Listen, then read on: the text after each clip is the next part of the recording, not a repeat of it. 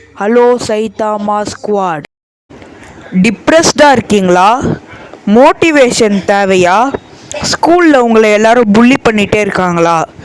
உங்களுக்கான சூட்டபிளான அனிமே இதுதான் அஜிமேனோ இப்போ. ஒன்லைன் என்னன்னா, இப்போ அப்படின்ற ஒரு பையன் இருக்கான். அவன் எல்லாருக்கிட்டேயும் புள்ளி ஆகிட்டே இருப்பான். அவனுக்கு பாக்ஸிங் மேலே பேஷன் வருது. அதுக்கடுத்து அவனோட பாக்ஸிங் ஜேர்னி என்ன அப்படின்றது தான் மிச்ச கதை. இந்த வீடியோவில் நம்ம சீசன் 1ஓட ரிவ்யூ மட்டும் தான் பார்க்க போகிறோம். இதையும் தாண்டி 2 சீசன் எக்ஸ்ட்ரா இருக்குது.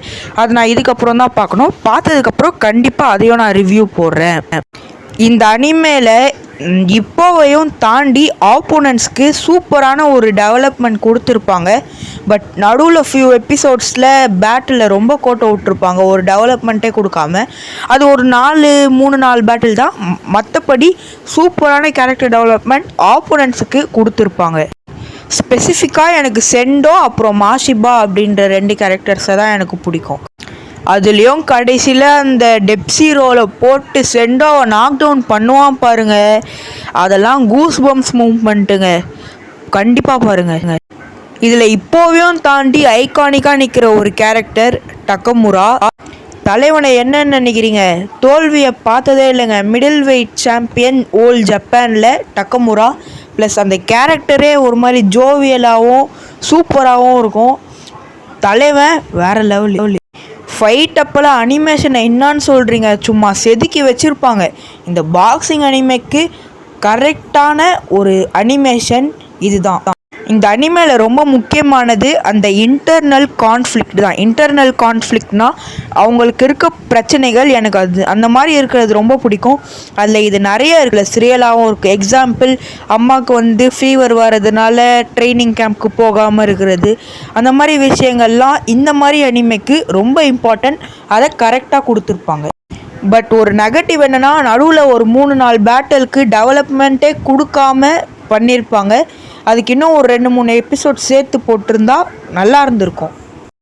எனக்கு ரொம்ப பிடிச்ச பேட்டில் டாட்டே சானோட அந்த வர பேட்டில். அடுத்து ஸ்பீட்ஸ்டர்னு ஒரு கேரக்டர் வருவான், அவனோட நடந்த பேட்டில். அண்ட் கண்டிப்பாக ஃபைனல் செண்டோ சானோட நடந்த பேட்டிலுங்க.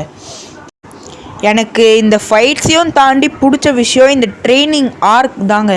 அதுலேயும் முக்கியமாக இந்த டெம்ஸி ரோல் ப்ராக்டிஸ் பண்ணுற ட்ரைனிங் ஆர்க்லாம் வேறு லெவலில் இருக்கும். அதுக்கடுத்து மவுண்டெயினுக்கு போயிட்டு ஒரு ட்ரைனிங் கேம்புக்கு போவாங்க, அதுவும் வேறு லெவலில் இருக்குங்க.